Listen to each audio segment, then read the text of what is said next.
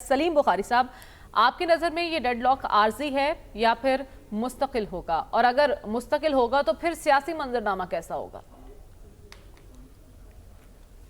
बहुत शुक्रिया आपका, अपने प्रोग्राम में याद किया आपने। गुजारिश ये है कि बहुत सारी बातें जो डॉक्टर हसन अस्करी साहब ने की हैं उनसे मुझे इत्तेफाक है। वो मतलब है उनका विजन जो है, उनकी मैच्योरिटी जो है उसको हम रिस्पेक्ट करते हैं, लेकिन दो तीन बातें जो है उसके ऊपर मेरी रिजर्वेशन है। वो ये नहीं हो सकता कि एक चीज़ जो कल गलत थी वो आज सही हो जाए, या जो कल सही थी आज गलत हो जाए। ये अप्रोच जो है कि 2018 के इलेक्शन को तो भूल जाएं जी, छोड़े छोड़े उसकी तो बात ही ना करें आप। ये तो हो ही नहीं सकता। इस इलेक्शन से बड़ी धांधली थी वो भी, और जितने क्रूड तरीके से की गई थी उसकी पाकिस्तान नहीं दुनिया की तारीख में मिसाल नहीं मिलती।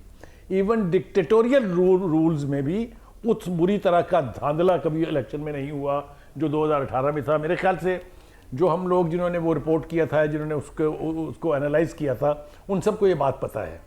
अगर वो बुनियाद ना पड़ती 2018 की तो 2024 की धांधली नहीं हो सकती थी, मैं गारंटी के साथ कह सकता हूं आपको। एक बात। दूसरी बात यह है कि निगोशिएशंस, मुज़ाकरात कभी, सियासी मुज़ाकरात कभी मशरूत जो है वो मैंने कामयाब होते नहीं देखे हैं अपने जर्नलिस्टिक कैरियर में। अच्छा, आप प्री कंडीशंस लगाकर मुज़ाकरात नहीं कर सकते। अगर करेंगे चलेंगे भी तो वो नैया रास्ते में कहीं ना कहीं जरूर डूबेगी, और वही हो रहा है। अगर आप ओरिजिनल डिमांड्स और जो मुतालबात थे उसको ज़हन में लाएं तो बातचीत हो ही नहीं सकती। अच्छा, शुक्र यह है कि पीटीआई की लीडरशिप ने खुद रियलाइज किया और उन्होंने अपने वो 8-9 जो बड़े मुतालबात थे उनको रिड्यूस करके 2 कर लिया। लेकिन बुखारी साहब, एक तासुर ये भी दिया जा रहा था शुरू से ही कि इन मुज़ाकरात का नतीजा कुछ नहीं निकलेगा। उस तासुर की बुनियाद क्या थी?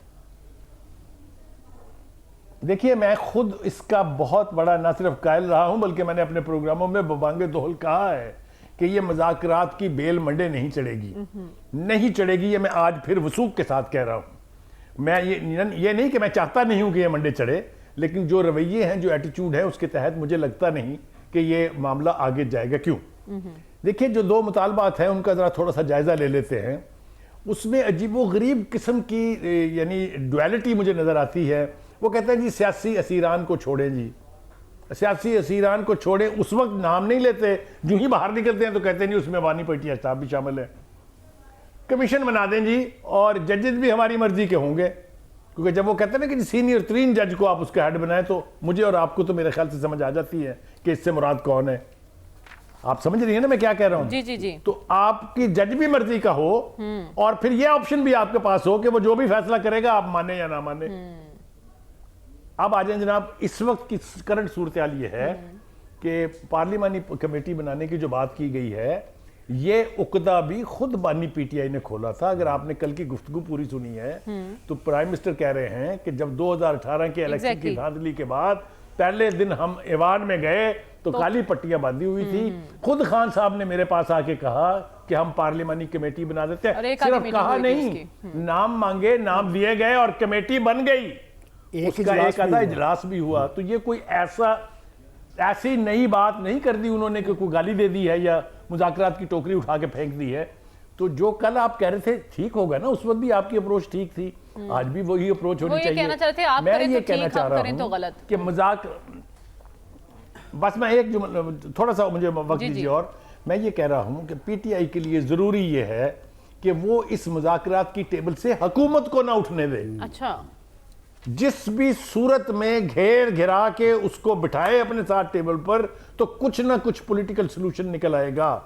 अगर आप भागते रहेंगे, जिसका मुजाहरा आप कर चुके हैं, आप देख लीजिए, कभी आप नाम देने के हवाले से उठ के चले आते हैं, कभी आप कहते हैं हम लिख के देंगे, नहीं लिख के देंगे, फिर कहा मुतालबात लिख के नहीं देंगे, बानी पीटीआई से मुलाकात कराएं।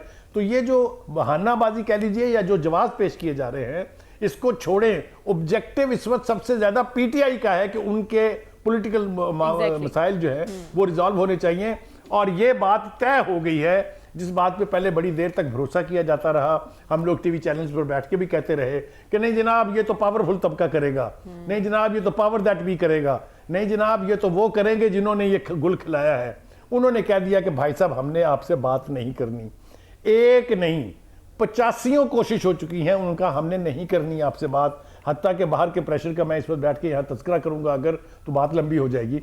बाहर से भी बहुत प्रेशर डलवाया गया कि जनाब आप बात कर लें उनसे, उन्होंने तो नहीं करनी। अगर बैठना ही हुकूमत के साथ है तो ये मौका हाथ से जाने ना दें। मैं आपको एक बात बता दूं, यानी आप ये कहना चाह रहे हैं कि बाहर का प्रेशर भी कारगर नहीं हुआ? अगर मुज़ाकरा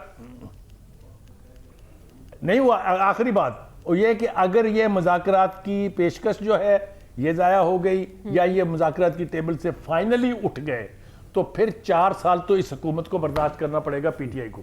अच्छा, ठीक है, तो आप ये एक अच्छी तजवीज़ दे रहे हैं कि पीटीआई को चाहिए ना खुद भागे मुज़ाकरात से, और सबसे ज़रूरी कि हुकूमत को भी ना भागने दिया जाए। लेकिन यहाँ बिल्कुल ऑपोजिट हम देख रहे हैं कि हुकूमत तो दावत दे रही है, आ जाएं, बैठे, हम इंतज़ार कर रहे हैं, अब भी आपके पास वक्त है, हम इंतज़ार कर लेंगे, आएँ और बात करें हमसे बैठ कर। लेकिन पीटीआई इस वक्त बज़िद दिखाई दे रही है कि हमने जुडिशल कमीशन के बगैर कोई बात नहीं करनी। कुछ मुलाकातें भी हुई हैं सलीम बुखारी साहब, मौलाना से भी मुलायब पीटीआई का वक्त, फिर शाहिद खाकान अब्बासी से भी मुलाकात इनकी हुई है।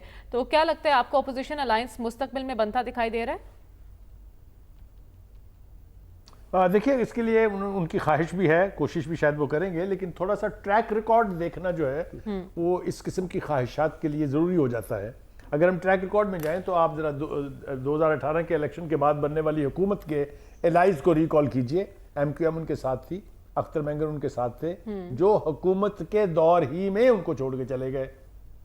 उसके बाद नया तजर्बा हुआ मौलाना फजल रहमान साहब के साथ, बल्कि उससे पहले अगर मैं कहूँ तो अचकज़ई साहब को जिम्मेदारी सौंपी गई कि आप एक नेशनल अलायंस जो है उसकी कोशिश करें और सियासी जमातों से डायलॉग इनिशिएट करें। उन्होंने बाहर आके एक प्रेस कॉन्फ्रेंस में कहा कि मैं पीपल्स पार्टी और नून लीग की लीडरशिप से बात करना चाहता हूं, तो पीछे से लगामें खींच ली गई। आपको पता है वो सारा भांडा भी बीच मैदान के फूटा था। उसके बाद आज ये मौलाना फजल रहमान साहब, कितने मुज़ाकरात हुए, उठ के ही नहीं दे रहे थे उनके घर से। पीटीआई की लीडरशिप सारी की सारी वहाँ, इतनी तो वडियाला में हाजिरी नहीं देते थे जितनी उन्होंने मौलाना फजल रहमान से दी।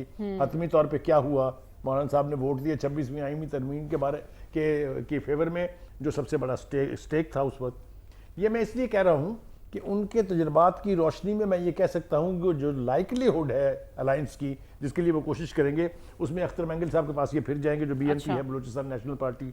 ये फजल रहमान साहब के पास भी फिर जाएंगे जो जमीयत उलमाए इस्लाम है, JUI। महमूद अचकज़ई के पास भी यकीनी तौर पर जाएंगे जो पख्तूनख्वा मिल्ली अवामी पार्टी है। पीर पगाड़ा की GDA के पास भी जाएंगे। मुलाकात भी हुई, अगर आपको याद हो, मोहम्मद अली दुरानी साहब की मुलाकात भी हुई थी PTI की लीडरशिप के साथ। और ये कोशिश करेंगे एमल वली जो है नेशनल अवामी पार्टी के, उनको भी अपने साथ में मुत्तहिद हो जाएंगे सब एक पेज पर अगर ये अलायंस तश्कील, मैंने कहा, मैंने ट्रैक रिकॉर्ड इसीलिए पहले बताया आपको कि जो इनके साथ चलते हैं उनके साथ ये खुद नहीं चलते हैं। ठीक है, तो सलीम बुखारी साहब, आपको लगता है कि बर वक्त एहसास हो गया है या अब देर हो चुकी है इस मामले पर? देखिए, एहसास तो जरूर हो गया है और होना भी चाहिए था। सबसे बड़ी गलती तो उस शख्स की है या उस पार्टी की है जिसने मेन स्ट्रीम मीडिया और सोशल मीडिया को एक करके रख दिया। एक ऐसा शख्स जिसके पास एक मोबाइल है, जिसके पास एक माइक है, वो सड़क पे खड़ा होकर जिसकी मर्जी पैंट उतारे, जिसके मर्जी कपड़े उतार दे, वो भी सहाफ़ी है। और हम लोग जिन्होंने अपनी जिंदगियां दे दी हैं 50-50 साल, वो भी सहाफ़ी हैं। तो ये दोनों को एक करने का जुर्म किसने किया है? अगर हम इसको आइडेंटिफाई करने बैठे तो बात कहाँ पहुंचेगी? जिस बात की तरफ मैं इशारा करना चाहता हूँ वो ये है कि अगर तो आज़ादी सहाफ़त का मतलब ये है कि लंदन के मेन स्ट्रीम के ऊपर खड़े होकर आप पाकिस्तानी पासपोर्ट जलाएं और वो दिखाए जाएं, पाकिस्तानी झंडे को आग लगाएं और वो दिखाए जाएं, GHQ पे लोग घुसे, कहा जाए GHQ पे कब्जा हो गया। If that is journalism, thank God I am not that kind of a journalist, nor do I recognize any one of them जो इस तरह की हरकत करते हैं। असल में हुकूमत से जो गलती हुई है वो ये है, उनको पहले तो मेन स्ट्रीम मीडिया को बिल्कुल अलग कर देना चाहिए था, क्योंकि मेन स्ट्रीम मीडिया के पास मैंडेट है वो सब कुछ कहने का, जो हुकूमत बर्दाश्त करे या ना करे वो हमारा राइट है, हमने कहना है, क्योंकि हम तो आईना दिखाते हैं। लेकिन ये जो इस हवाले से उनको बचाया जा रहा है ना, इसके ऊपर मैं तो एक साइड पे खड़ा हूं, चाहे मुझे गोली मार दें आप। मैं सोशल मीडिया को मादर पिदर आज़ादी देने के खिलाफ हूं। जो लोग उसके हक में आवाज बुलंद कर रहे हैं वो पाकिस्तान के साथ दुश्मनी कर रहे हैं, और ये इतनी गंभीर दुश्मनी है कि वो बातें जो हम बाहर चौक में खड़े सुन के कानों को हाथ लगाते थे, आज हमारे घरों में हमारी बेटियां, माएँ, बहनें सब सुन रही हैं, वो सब कुछ देख रही हैं जिसका तस्करा तक मुमकिन नहीं होता था। ऐसे सोशल मीडिया को कोई लिबर्टी दी गई, कोई आज़ादी दी गई तो पाकिस्तान की आज भी खैर नहीं तो कल भी खैर नहीं। ठीक है, आप सोशल मीडिया पर बेजा आज़ादी की बात कर रहे हैं, लेकिन नज़ला तो मेन स्ट्रीम मीडिया पर गिर रहा है ना।